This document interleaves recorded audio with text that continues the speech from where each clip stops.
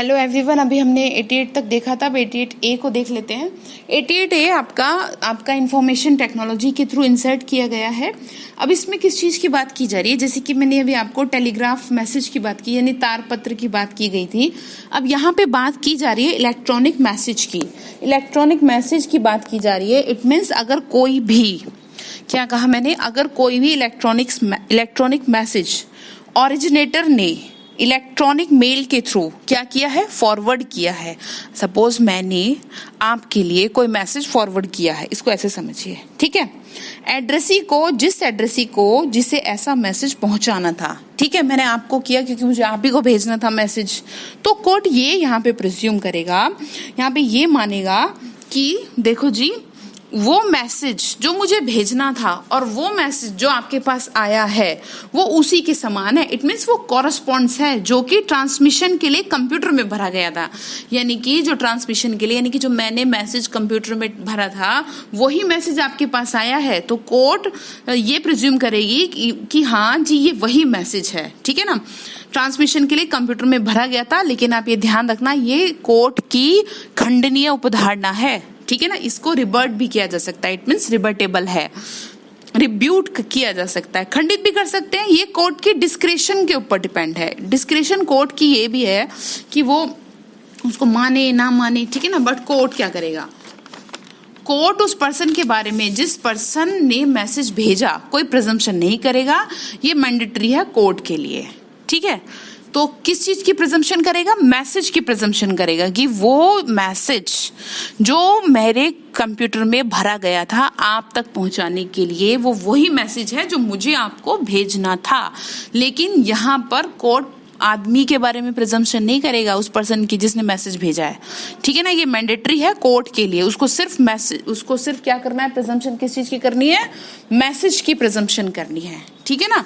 इतनी बात इसमें क्लियर हो गई। 88A में देखिए, यहाँ पर आपको सिर्फ इतनी बात ध्यान रखनी है कि ये जो सेक्शन है ना, ये सेक्शन में सिर्फ इतना बता रहा है कि जिस किसी व्यक्ति ने इलेक्ट्रॉनिक मैसेज भेजा है, ठीक है, या पहुंचाया है, ठीक है, किसके थ्रू? मेल के थ्रू। तो वो जो मैसेज है, वो जो मैसेज भेजने के लिए कंप्यूटर में डाला गया था, ठीक है ना, कोर्ट ये सोचेगा कि वही है। ऐसे पर्सन के बारे में कोई प्रिजम्पशन नहीं है जिसने ऐसा संदेश भेजा है। प्रिजम्पशन किसके बारे में है? प्रिजम्पशन इलेक्ट्रॉनिक मैसेज के बारे में है कि ये वही मैसेज है। क्लियर? देखते हैं बेरक क्या कह रहा है। बेरक में लिखा है एक सेकेंड, हाँ, द कोर्ट में presume that any electronic message forwarded by the originator through, किसके through? An electronic mail server to the addressee to whom the message purports to be addressed corresponds with the message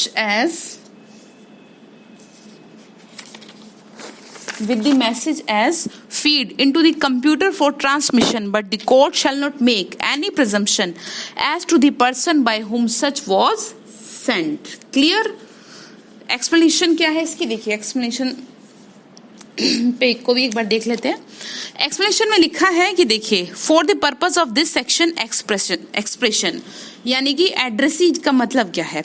addressee and originator shall have the same meaning.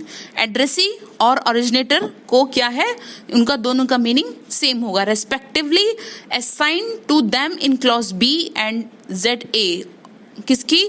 Of information technology act की। यानी कि अगर आपको addressee को या originator की definition को देखना है तो आप क्या करें, इस चीज के लिए इंफॉर्मेशन टेक्नोलॉजी के सेक्शन 2 के सबसेक्शन 1 को और B क्लॉज को और A क्लॉज को देखें, आप ZA को देखें, ठीक है, तो आपको क्लियर होगा। लेकिन यहाँ पे आपको इतना जाने की जरूरत नहीं है, सिर्फ कॉन्सेप्ट को क्लियर रखिए, क्योंकि बहुत सारी चीजों में जहाँ पे आपको नहीं डीपली जाना, तो उस चीज का ध्यान रखिए। हम जिन सेक्शन में ज्यादा डीप होता है मैं उसको खुद ही क्लियर कर दूंगी।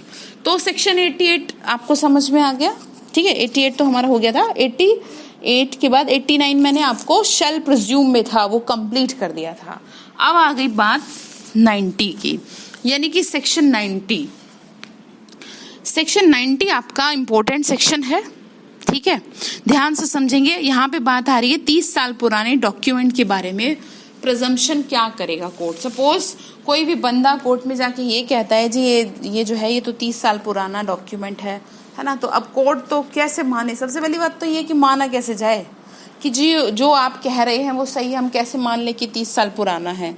तो मैं आपको बताऊं, बहुत सारी चीजें होती हैं पुराने कागज की पहचान की, है ना, लेकिन कुछ लोग ज्यादा चालाक भी होते हैं तो कुछ का कुछ कर देते हैं। लेकिन फिर भी अगर थोड़ा बहुत भी समझदार पर्सन होता है, एक्सपर्ट होता है, तो बता देता है कि ये पुराना है नहीं है। लेकिन कोर्ट कैसे प्रिज्यूम करेगा?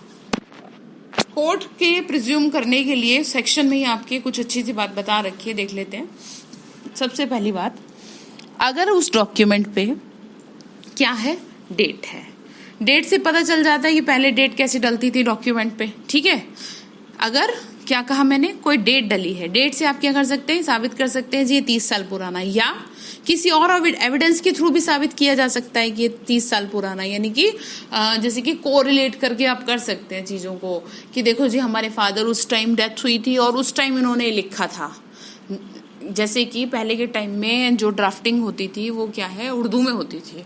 आज भी कहीं कहीं थोड़ा बहुत उर्दू में आपको कोई ऐसा डॉक्यूमेंट मिल जाएगा जिसको समझने के लिए आपको काफी टाइम लग जाएगा, तो उससे पता चल जाता है कि ये क्या है, डॉक्यूमेंट आपका बहुत पुराना है। तो पहली चीज आपको क्लियर हो गई, कोर्ट क्या करेगा, डेट देखेगा या कोई और अदर एविडेंस के थ्रू उसको साबित किया जा सकता है कि जी हाँ ये 30 साल पुराना है। तो अब यहाँ पे कुछ और चीजें बता रखी हैं, क्या है वो चलो देखते हैं। तो अब कोर्ट में डॉक्यूमेंट आपका आता है, ठीक है, प्रॉपर कस्टडी से अगर प्रोड्यूस किया जाता है, केस कोई चल रहा है आपका किसी पर्टिकुलर केस में, उस डॉक्यूमेंट को प्रॉपर कस्टडी से प्रोड्यूस किया जाता है उस डॉक्यूमेंट को, ठीक है। और उस डॉक्यूमेंट में जो साइन किया गया है या फिर किसी भी पार्ट में जो कोई हैंडराइटिंग है किसी पर्टिकुलर पर्सन की, ठीक है, कोई स्टेटमेंट कोई किसी पर्टिकुलर पर्सन की, जैसे कि उसमें माना गया कि हाँ ये इस बंदे की है, तो कोर्ट ये प्रिज्यूम करेगा कि जो ये साइन है जी, जो ये हैंडराइटिंग है, ये उसी की है जैसा कि जो डॉक्यूमेंट 30 साल पुराना है उसमें स्टेट किया गया है। जैसे कि कहते हैं जी नहीं ये मेरे पिताजी के सिग्नेचर हैं, ये हमारे किसी के नहीं है। जैसे सपोज कोई सिविल मैटर आपके पास आ गया और आपको बहुत पुरानी रखी हुई कोई ऐसा डॉक्यूमेंट मिल गया कि जिसमें आपका नाम लिखा था कि जी मेरा एक बेटा है और मेरे मरने के बाद कोई भी इसे तंग नहीं करेगा, तो अब वो सबसे पहली बात वो क्या है, वो आपके फादर का ही है, सबसे पहली बात तो ये क्लियर हो। फिर क्या है, और फिर जो उस पे साइन है वो आपके फादर के ही साइन है, किसी और के साइन नहीं है। हैंड राइटिंग जो है या जो भी कुछ लिखा हुआ है ऐसा माना गया कि वो इट मीन स्टेट किया गया, यानी कि अगर मैं हिंदी में बोलूं तो तात्पर्य है। और अगर ऐसा केस है जो डॉक्यूमेंट है वो एग्जीक्यूट किया गया है, यानी कि अगर कोई डिफरेंट केस आ जाता है कि कोई डॉक्यूमेंट कोर्ट में आपने प्रोड्यूस किया और वो एग्जीक्यूटेड है, ठीक है, ये अटेस्टेड है, तो कोर्ट उसके बारे में भी यही प्रिज्यूम करेगा, यही मानेगा कि हाँ जी वो जो डॉक्यूमेंट है, ठीक है, जो डॉक्यूमेंट एग्जीक्यूट किया गया है या जो डॉक्यूमेंट साइन किया गया है ये उसी पर्सन के थ्रू किया गया है जिस पर्सन के थ्रू ऐसा होना तात्पर्य है या ऐसा स्टेट किया गया है या ऐसा माना जाता है कि उसी ने किया है। Is it clear? तो चलो अब देखते हैं बेरक को। बेरक में लिखा है, देखिए, presumption as to document 30 years old where any document purporting or proved to be 30 years old, देखो इतनी बात समझ में आ गई, जहां कोई दस्तावेज जिसका 30 वर्ष होना माना गया है या साबित किया गया है जी हाँ ये 30 साल पुराना है, इतनी बात clear. Is produce from any custody which the court in the particular case considers proper, एक वर्ड ध्यान रखना, proper custody, ठीक है।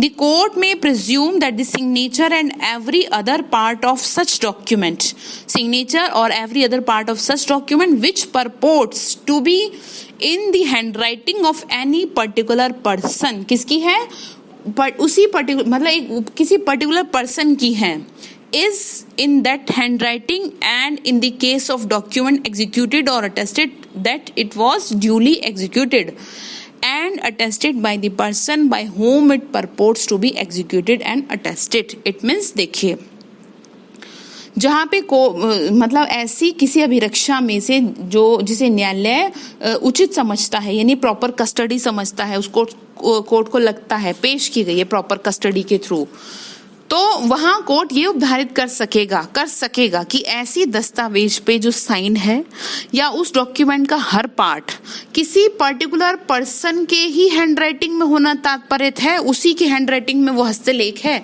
यह एग्जीक्यूटेड किया गया, अनुप्रमाणित जो लिखा है बेरक में अनुप्रमाणित है, दस्तावेज होने की दशा में ये उपधारित कर सकेगा कि वो उन व्यक्तियों द्वारा ड्यूली एग्जीक्यूटेड है जिसके द्वारा उसको ऐसा होना माना गया है। ठीक है, इतनी बात क्लियर। तो इसमें यही बात समझा रखी है आपकी। जब बात आ जाए 30 साल पुराने किसी डॉक्यूमेंट की तो आप 3 शब्दों को ध्यान रखें। पहला डेट, दूसरा अदर एविडेंस के थ्रू, पहली बात तो प्रूव हुई 30 साल का है। जो कोर्ट ने सब बातों की एक बात इन वन वर्ड कही है, वो है एक वर्ड आपका प्रॉपर कस्टडी। प्रॉपर कस्टडी से अगर कोई डॉक्यूमेंट प्रोड्यूस किया जाता है कोर्ट में तो कोर्ट उसको क्या मानेगा जी, ये क्या है, ठीक है। अब प्रॉपर कस्टडी को और अच्छे से समझने के लिए आपके बेरक में इलस्ट्रेशन दे रखी है। 3 इलस्ट्रेशन है, तीनों को मैं डिस्कस कर देती हूँ जिससे कि आपको दिक्कत ना हो। देखिए, पहली जो इलस्ट्रेशन है, पहली इलस्ट्रेशन ये है कि एक पर्सन है, ठीक है, ए एक पर्सन है, या इसको ऐसे समझिए एग्जाम्पल से, जैसे कि आपके पड़ोस में कोई एक व्यक्ति रहता है और जो कि लैंडेड प्रॉपर्टी पे बहुत टाइम से रह रहा है। लैंडेड प्रॉपर्टी पे इट मीन्स पोजीशन में है, जैसे कि कई साल किराएदार होते हैं ना, तो बहुत टाइम से रह जाते हैं, तो 12 साल का जो लॉ है कि भाई 12 साल तक अगर वो है तो वो पोजीशन में उसके है, ठीक है, कि वो उसी पर है, बहुत टाइम हो गया उसे, मतलब 12 साल से भी ज्यादा हो गए। तो अब यहाँ पर किसी भी जो लैंडेड कस्टडी की अगर बात करें तो जो वो लैंडेड कस्टडी है, ठीक है ना, और वहां पर उस बंदे के पास एक डीड है, किसके पास, जो कि पोजीशन में रखे है उस प्रॉपर्टी को, लैंडेड प्रॉपर्टी को, जो कि वहां पे रह रहा है, यानी ए, ठीक है, और ए के पास जो डीड है उसकी कस्टडी में है वो, और वो जो डीड है वो डीड उस लैंडेड प्रॉपर्टी से रिलेटेड है, यानी उसी के संबंध में है, उसमें उसका सारी चीजें क्लियर कर रखी है, उसमें उसका टाइटल बता रखा है। तो ये यहाँ पे क्लियर हो रहा है कि अगर कोर्ट में बात आ जाए, सपोज बी आकर के कहने लगे कोर्ट में बात आ जाए तो क्या है, तो ए क्या करता है, वो डीड प्रोड्यूस करता है, वो डीड प्रोड्यूस करेगा, जैसे कि किसमें आपके दे रखा है ना, एक्सप्लेनेशन में बता रखा है कि जो कि डॉक्यूमेंट प्रॉपर कस्टडी में तभी माना जाएगा कि जिस बंदे के पास वो प्रॉपर, इट मीन्स प्लेस, मैंने भी बताया ना, इसमें जो आपका बता रखा है कि वो क्या है, उसी प्लेस पर होना चाहिए और उसी पर्सन की केयर में नेचुरली होना चाहिए। जिस पर्सन की कस्टडी में अगर वो प्रोड्यूस किया जाता है तो प्रॉपर कस्टडी मानी जाएगी। क्या बात कही कि उसी प्लेस पे होना चाहिए जहां उसको होना था, और उसी नेचुरली उसी पर्सन के अंडर में होना चाहिए कि जो उसके हाथ में होनी चाहिए। आप समझ रहे हैं ना, तो क्या है, वो प्रॉपर कस्टडी मानी जाएगी उसी बंदे के हाथ की, कि हाँ ये प्रॉपर कस्टडी से कोर्ट में प्रोड्यूस किया गया है। जैसे कि घर के सपोज जो आपके कागज होते हैं, तो क्या घर में फादर के अंडर में होते हैं, इट मीन्स वो है उनकी प्रॉपर कस्टडी। अब यहाँ पे अगर उनके थ्रू कोई चीज पेश की जाती है कोर्ट में तो प्रॉपर कस्टडी मानी जाएगी। अगर बाप की जगह बेटा लेके पहुंच जाए तो बात कुछ गड़बड़ लगी, भैया तेरे पास कहाँ से आई है कागज, तो आप समझ रहे हैं ना क्या लिखा है। देखते हैं बेरक में इलस्ट्रेशन फर्स्ट क्या कह रही है, A has been in position of landed property for a long time, clear, he produces from his custody deeds relating to the land showing his title to it, the custody is proper। भाई जो रह रहा है इतने time से उसके पास उसकी deed है तो उसके पास ही होगी डीड जब वो रह रहा है, समझ रहे हैं ना। तो कोर्ट क्या गया, उसी को क्या माना है उसने, नेचुरल कस्टडी माना है, उसी जगह पर होनी चाहिए, ठीक है। तो इतनी बात क्लियर हो गई। अब दूसरा क्या है, दूसरा जो इलस्ट्रेशन है वो ये है कि ए जो है, ए एक डीड प्रोड्यूस करता है लैंडेड प्रॉपर्टी से संबंधित, जो कि उसके पास मोर्गेजी की हैसियत से है। आप समझते हैं ना, टीपीए में पढ़ा होगा मोर्गेजी, मोर्गेजर। तो क्या कहा मैंने, जो कि उसके पास मोर्गेजी के उससे आई है। अब उस लैंड पर पोजीशन तो मोर्गेजर का है, बट वो डीड किसकी है, वो डीड मोर्गेजर ने पैसे उधार लेने के लिए मोर्गेजी को दे दी थी कि जी भाई आप क्या है, आप रख लो, जब मेरे पास पैसे होंगे तब मैं उसको वो कर लूंगा। तो यहाँ पर यहाँ पर अगर ये मोर्गेजी उस डीड को प्रोड्यूस करता है तो डीड का जो ओरिजिन है ना, डीड का जो ओरिजिन है वो क्या है, वो लेजिटिमेट माना जाएगा। और इसी को क्या कहा गया है, प्रॉपर कस्टडी कहा गया है। इसी को आप समझ रहे हैं, इसी को प्रॉपर कस्टडी कहा गया है। यानी कि A produces deeds relating to landed property of which he is a mortgagee. The mortgager is in possession. The custody is proper. का उस भू संपत्ति से संबंध विलेख जिसका वो बंधकदार है पेश करता है। ठीक है ना, क्या है, बंधकदार है। तो बंधककर्ता संपत्ति पर कब्जा रखता है।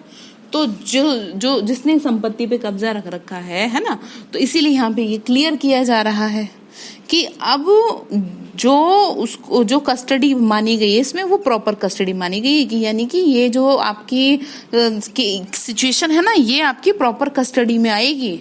आप समझ रहे हैं, इसमें जो आपको क्लियर ध्यान रखनी है बातें, जो मेन ध्यान रखनी है, जो इसके क्रक्स ध्यान रखने हैं, वो एक एक पॉइंट इसका निकाल के रख लेना। जैसे कि मैंने आपको बताया कि अगर आज, क्योंकि सारा तो किसी को ध्यान रहता नहीं है, लेकिन पॉइंट वाइज अगर आप ध्यान रखेंगे तो आप उस चीज को कभी नहीं भूलेंगे। एग्जाम से 1 महीना पहले भी अगर अपने नोट्स उठा के देखेंगे तो वो बिल्कुल आपको क्लियर हो जाएंगे कि बात किस चीज की पढ़ी थी हमने। ठीक है, अब सी क्या कह रहा है, सी कह रहा है कि अगर जो भी कनेक्शन है, यानी कि अगर जो भी कनेक्शन है किसी पर्टिकुलर केस का या कोई ऐसी सर्कमस्टांसेस हैं वो ओरिजिन को प्रोबेल बनाते हैं, तब भी वो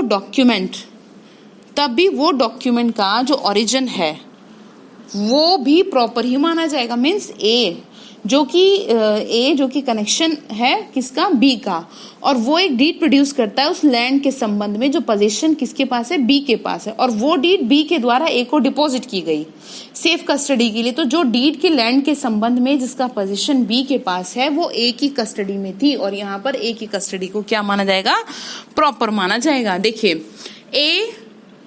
ए connection of B produces deeds relating to lands in B's possession। किसकी, B's possession, यानी B क्या है, पोजीशन में, जिसे पोजीशन में रखता है। which were deposit with him B for safe custody, किसके लिए, सेफ कस्टडी के लिए। तो ये क्या है, ये प्रॉपर कस्टडी मानी गई है। तो आपको ये जो इलस्ट्रेशन इसमें दे रखी है प्रॉपर कस्टडी को समझने के लिए दे रखी है। ठीक है, आप इस चीज को ध्यान रखेंगे कि इसमें किस चीज की बात की गई है, इसमें यही सारी बात कही गई है, प्रॉपर कस्टडी। अच्छा, अब आगे क्या लिखा है, आगे इसमें नोट में लिखा है सुप्रीम कोर्ट में केस डिसाइड हुआ था आपका। सुप्रीम कोर्ट का मतलब ये केस है, ये है आपका लाखी बरोहा वर्सेस पीके कालिया। लाखी बरोहा वर्सेस पीके कालिया, ये आपका 1996 का केस है। इस केस में क्या बात कही गई थी, इस केस में बात हुई थी, यानी कि Supreme Court held that there can no presumption which regards to 30 years old document, presumption under 90 is confined to original document। यानी कि सुप्रीम कोर्ट ने 30 वर्ष पुराने जो डॉक्यूमेंट की कॉपी है उसके बारे में कोई उपधारणा नहीं, यानी कि कहा कि कोई उपधारणा नहीं की जाती। धारा जो आपकी 90 है, यानी कि जो सेक्शन आपका 90 है, केवल किस चीज की प्रिजम्पशन तक सीमित है, केवल ओरिजिनल मूल डॉक्यूमेंट तक सीमित रहती है। क्या कहा, ओरिजिनल, हिंदी में मूल डॉक्यूमेंट तक सीमित है। तो आप समझ गए ना कि ये 30 साल ऐसे नहीं, 30 साल ओरिजिनल डॉक्यूमेंट होना चाहिए, चाहे 30 साल पुराना हो, चाहे वो कितने साल पुराना हो। तो कोर्ट यहाँ पे ये कह रहा है, लेकिन यहाँ बात स्पेसिफाई कर दिया गया है 30 साल। तो अब ध्यान रखिएगा कि सेक्शन पूछ देगा कि 30 साल के पुराने डॉक्यूमेंट की बात कौन से सेक्शन में है। तो आप ध्यान रखिएगा सेक्शन आपका 90 है जिसमें ये बात की गई है।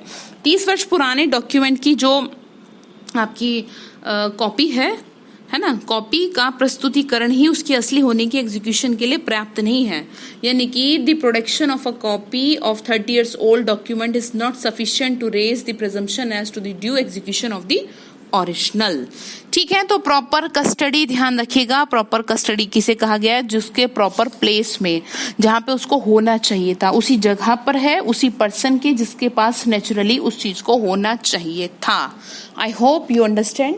ये सेक्शन आपको क्लियर होना चाहिए। आगे देखते हैं, नहीं हो तो फिर भी आप मेरे से पूछ सकते हैं। 90A और देख लेते हैं। 90A क्या कह रहा है, अब 90A किस 5 साल पुराने डॉक्यूमेंट की बात कर रहा है। 90A कह रहा है, देखो अगर कोई भी इलेक्ट्रॉनिक रिकॉर्ड है, अगर कोई भी इलेक्ट्रॉनिक रिकॉर्ड है, ठीक है, जो कि ये साबित हो जाता है कि वो 5 साल पुराना है। ये हो जाता है कि जी हाँ ये 5 साल पुराना है, या वो खुद ही स्टेट कर दे, जैसे कि हमने 90 में पढ़ा कि वो डेट से ही स्टेट हो रहा है कि जी हाँ ये बहुत पुराना डॉक्यूमेंट है। तो क्या वर्ड है इसमें, या तो वो खुद ही स्टेट कर दे वो 5 साल पुराना है डेट वगैरह से किसी तरह से, या उस डॉक्यूमेंट के बारे में ये कहा जा रहा है कि ये जो है 5 साल पुराना है, कि अगर वो किसी पर्टिकुलर केस में ऐसी कस्टडी से प्रोड्यूस किया गया है जिसके लिए कोर्ट ये समझता है कि वो प्रॉपर कस्टडी है, तो मतलब समझता है, तो मीन्स प्रॉपर कस्टडी, तो कोर्ट यहाँ पर प्रॉपर कस्टडी की बात है तो कोर्ट यहाँ पर प्रिजम्पशन ये लगा सकेगा कि जो भी, कि वो जो इलेक्ट्रॉनिक सिग्नेचर है ना जो किसी पर्सन का होना तात्पर्य है, तो उस इलेक्ट्रॉनिक रिकॉर्ड में कि वो इलेक्ट्रॉनिक सिग्नेचर उस पर्सन के द्वारा एफिक्स किया गया था जिसका कि ऐसा होना माना जाता है, कि वो इलेक्ट्रॉनिक सिग्नेचर या फिर किसी और पर्सन के द्वारा एफिक्स किया गया, या तो उसी ने किया है या किसी और पर्सन के द्वारा एफिक्स किया गया है जो कि साइन करने वाले पर्सन को ऐसा करने के लिए ऑथोराइज है, यानी कि या तो मैंने किया है या मैंने आपको ऑथोराइज कर दिया है कि आप इस चीज को साइन कर दीजिए। तो कोर्ट ये प्रिज्यूम करेगा कि जी हाँ ये जो है उसी की है। ठीक है, यानी कि इसको आप जो हमने पहले प्रीवियस उसमें पढ़ा ना 81A के साथ आप इसको देखेंगे तो और अच्छा रहेगा। 81A के साथ पढ़ लीजिए, यानी कि same as explanation, same as 90 का एक्सप्लेनेशन है। देखिए आपकी क्या लिखा है बेरक में, where any electronic record purporting और proved to be 5 year old is produced from any custody, court में प्रोड्यूस किया जाता है, which the court in the particular case consider proper, the court में presume that the electronic signature which purports to be electronic signature of any particular person was so affixed, any particular person, underline करें, affixed by him or any person authorized by him, 2 person है और authorized by him in this behalf, ठीक है, उस व्यक्ति को प्राधिकृत किया गया था। ठीक है, और इसकी जो एक्सप्लेनेशन है वो प्रीवियस वीडियो में हमने देखी थी ना, वही है। देखो देख लेते हैं फिर भी यहाँ पे क्या बात कर रखी है, यहाँ पे बात कर रखी है, देखो electronic records are set to be in the proper custody. कब कहा जाता है ऐसा कि वो प्रॉपर कस्टडी में है, if they are in the place, they are in the place in which the under the care of the person with whom, जिसके मतलब अंडर में उसको होना चाहिए था देख रेख के अधीन, दे नेचुरली होना चाहिए। B but no custody is improper if it is proved to have a legitimate origin or the circumstances of the particular case are such as to render sign and origin probable. It means कोई भी electronic अभिलेख को की जो proper custody है होना कहा जाता है, यानी समुचित अभिरक्षा, यदि वो ऐसे स्थान में है जिसमें ऐसे व्यक्ति की देखरेख के अधीन है, वो जैसे कि स्वाभाविक रूप से होना चाहिए उसको उन्हीं लोगों के पास, किंतु कोई अभिरक्षा अनुचित नहीं है यहाँ पर, यदि यह साबित हो जाता है कि उसका मूल वैध है, यानी कि जो उसका ओरिजिनल है, यानी जो उसका ओरिजिन है वो क्या है, लेजिटिमेट है, अगर ये साबित हो जाता है, या विशिष्ट मामले की परिस्थिति ऐसी है जो मूल को संभव बनाए, या सिचुएशन ऐसी है, सर्कमस्टांसेस ऐसी हैं कि वो क्या है, उस चीज को क्या बनाए, प्रोबेल बनाए, संभव बनाए। जैसे कि हमने बात की थी ना, सर्कमस्टांसेस अगर ऐसी हैं कि किसी पर्टिकुलर केस के ओरिजिन को प्रोबेल बनाए, तब वो डॉक्यूमेंट के बारे में ऐसी प्रेजम्पशन लगाई जाती है। क्लियर, सेक्शन 90 और 90A। अब आगे जो हमारा चैप्टर शुरू होगा वो आपका होगा चैप्टर 6, जिस चैप्टर में हम पढ़ेंगे of the exclusion of oral by documentary evidence, यानी कि दस्तावेजी साक्ष्य द्वारा मौखिक साक्ष्य के अपवर्जन के विषय में। इस चीज को हम नेक्स्ट क्लास में कवर करेंगे।